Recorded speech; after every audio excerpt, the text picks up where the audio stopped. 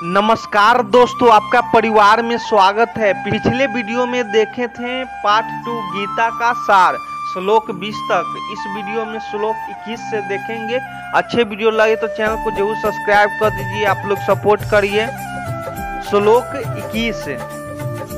हे पृथ पुत्र अर्जुन, जो पुरुष इस आत्मा को नाश रहित नित्य अजन्मा और अव्यय जानता है, वह पुरुष कैसे किसको मरवाता है और कैसे किसको मारता है। इस श्लोक में भगवान श्री कृष्ण अर्जुन से पूछते हैं कि जो आत्मा नित्य और अविनाशी है, जिसे वेद भी विनाशित नहीं कर सकते, और जो अजन्मा और अव्यय है, ऐसे आत्मा को मरने वाले कैसे मान सकते हैं।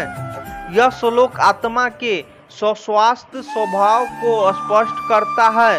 भगवान कृष्ण ने अर्जुन को समझाया कि आत्मा न तो जन्म लेती है और न ही मरती है, यह सस्वस्थ अविनाशी और स्थायी है। वेद भी इस आत्मा की अनंतता और अविनाशित की पुष्टि करते हैं। श्री कृष्ण इस श्लोक के माध्यम से अर्जुन को यह समझाने का प्रयास कर रहे हैं कि यदि आत्मा स्वयं नाशवान नहीं है तो वह कैसे मृत्यु के डर से घबराए। आत्मा का यह वास्तविक स्वरूप उसके शाश्वतता को दर्शाता है और यह जीवन और मृत्यु के संदर्भ में झूठी धारणा से परे है। श्लोक 22। जैसे मनुष्य पुराने वस्त्रों को त्याग कर दूसरे नए वस्त्रों को ग्रहण करता है, वैसे ही जीवात्मा पुराने शरीरों को त्याग कर दूसरे नए शरीरों को प्राप्त होता है। जैसे मनुष्य पुराने वस्त्रों को छोड़कर नए वस्त्र पहनता है, वैसे ही आत्मा पुराने और जीर्ण शरीर को छोड़कर नया शरीर धारण करती है। इस रूपक के माध्यम से भगवान श्री कृष्ण यह स्पष्ट करना चाहते हैं कि शरीर की मृत्यु आत्मा के लिए कुछ भी नहीं है। आत्मा अमर और सस्वस्थ होती है और मृत्यु केवल एक शरीर के परिवर्तन की प्रक्रिया है, न कि आत्मा की समाप्ति। इस प्रकार श्लोक हमें यह सिखाता है कि मृत्यु और शरीर की समाप्ति के बारे में डरने की कोई आवश्यकता नहीं है, क्योंकि आत्मा का अस्तित्व अनंत है और वह एक नए शरीर में प्रवेश करती है। इस समझ के साथ हमें जीवन और मृत्यु के वास्तविक स्वरूप को समझाना चाहिए और इसे सहजता से स्वीकार करना चाहिए। श्लोक 23। इस आत्मा को शस्त्र नहीं काट सकते, इसको आग नहीं जला सकती, इसको जल नहीं गला सकता और वायु नहीं सुखा सकता। यह श्लोक भगवत गीता के 2 अध्याय से है और इसमें आत्मा की स्वतंत्रता और अमरता की व्याख्या की गई है। इस श्लोक के माध्यम से भगवान श्री कृष्ण अर्जुन को यह समझाते हैं कि आत्मा पर किसी भी भौतिक शक्ति का प्रभाव नहीं पड़ता।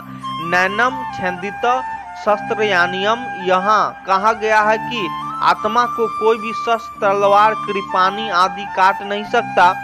इसका तात्पर्य है कि आत्मा अनकट और अचल है। नैनम दहित पावक, आत्मा को अग्नि आग भी जलाती नहीं है। अग्नि केवल भौतिक पदार्थों को ही जलाती है। आत्मा तो अग्नि के प्रभाव से परे है। न चैन कलयन दंत पाओ, यहाँ पर यह कहा गया है कि जल पानी भी आत्मा की गीला या क्षति नहीं पहुंचा सकता। आत्मा का स्वरूप जल की क्रियाओं से अछूता है। न शोषयति मारुत, और वायु हवा भी आत्मा को सुखा नहीं सकती। वायु केवल भौतिक तत्वों को प्रभावित करती है, आत्मा पर इसका कोई असर नहीं होता।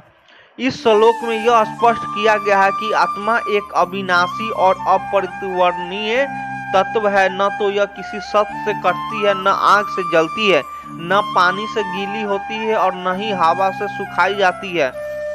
यह आत्मा की अमरता और स्थिरता को दर्शाता है, जो सभी भौतिक परिवर्तनों से परे हैं। श्लोक 24। क्योंकि यह आत्मा अछेद है, यह आत्मा उदारम है, अखलेग और निसंदेह अशोष्य है, तथा यह आत्मा नित्य और सर्वव्यापी है, अचल स्थिर रहने वाला और असनातन है। इस श्लोक में भगवान श्री कृष्ण आत्मा की अविनाशिता और स्थिरता का वर्णन कर रहे हैं। अक्षय जिसका कभी भी विच्छेदन कटना न किया जा सके, आत्मा न तो कभी काटी जा सकती है और न ही उसके अस्तित्व को समाप्त किया जा सकता है। अदाहम जिसका जलाया न जा सका, आत्मा को किसी भी आग से नहीं जलाया जा सकता, यह अग्नि से प्रभावित नहीं होती। अक्लेग जो कि कभी भी गीला या भींगा नहीं हो सकता, आत्मा पर कोई भी जल का प्रभाव नहीं पड़ता। असोह जो कभी भी सूखा नहीं सकता, आत्मा पर सूखे का कोई असर नहीं होता, यह हमेशा स्थिर रहती है। नित्य जो हमेशा विद्यमान रहती है, जिसका अस्तित्व कभी समाप्त नहीं होता। स्वर्गतः जो हर जगह उपस्थित है, स्वर्त व्यापक है। स्थानु जो स्थिर और अपरिवर्तनीय है, जो कभी बदलता नहीं। अचल जो अडिग और स्थिर है, जो किसी भी प्रकार की हलचल से प्रभावित नहीं होती। असनातन जो सदा से और हमेशा के लिए विद्यमान है, जिसका कोई परिणाम और अंत नहीं होता। इस श्लोक का संदेश यह है कि आत्मा निराकर, अविनाशी और स्थिर है। यह शरीर, मन और इंद्रिया के परिवर्तनों से अप्रभावित रहती है। आत्मा का स्वरूप अनंत और शाश्वत है और यह समय, स्थान या परिस्थितियों से स्वतंत्र होती है। इस प्रकार आत्मा की इस अपरिवर्तनीय को समझना और अनुभव करना व्यक्ति की जीवन का महत्वपूर्ण उद्देश्य होना चाहिए। श्लोक 25 यह आत्मा अव्यक्त है, यह आत्मा अचिंत्य है और यह आत्मा विकराहित कहा जाता है। इससे है अर्जुन, इस आत्मा को उपयुक्त प्रकार से जानकर तू शोक करने की योग्य नहीं है, अर्थात तुझे शोक करना उचित नहीं है। इस श्लोक में भगवान श्री कृष्ण आत्मा की प्रकृति को स्पष्ट कर रहे हैं। वे बताते हैं कि आत्मा अव्यक्त, अप्रकट, अचिंत्य, अकल्पनीय और अविकार निवर्तनीय है। यहाँ भगवान कह रहे हैं अव्यक्तम आत्मा अप्रकट, यानी यह शारीरिक इंद्रियों से पकड़ में नहीं आता। यह निर्गुण और निर्लेप है, जिसे साधारण अनुभव या इंद्रियों से समझा नहीं जा सकता। अचिंत्यम आत्मा को हम कल्पना या विचार से भी समझ नहीं सकते या तर्क और चिंतन से परे हैं, क्योंकि इसका स्वभाव और स्वरूप असीम और अज्ञेय है। अविक्याम आत्मा में कोई परिवर्तन नहीं होता, यह जन्म और मृत्यु के चक्र से परे है और इसीलिए यह निरंतर और अपरिवर्तनीय है। भगवान श्री कृष्ण इस श्लोक के माध्यम से अर्जुन को यह ज्ञान दे रहे हैं कि आत्मा के वास्तविक स्वभाव को जानकर ही हमें जीवन की घटनाओं और शारीरिक परिवर्तन पर दुख या चिंता नहीं करनी चाहिए।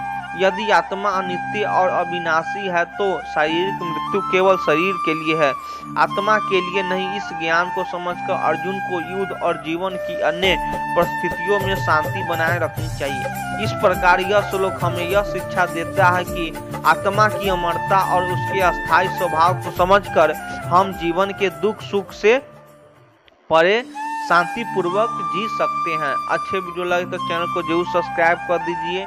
नेक्स्ट वीडियो के लिए आप लोग सपोर्ट करिए। धन्यवाद।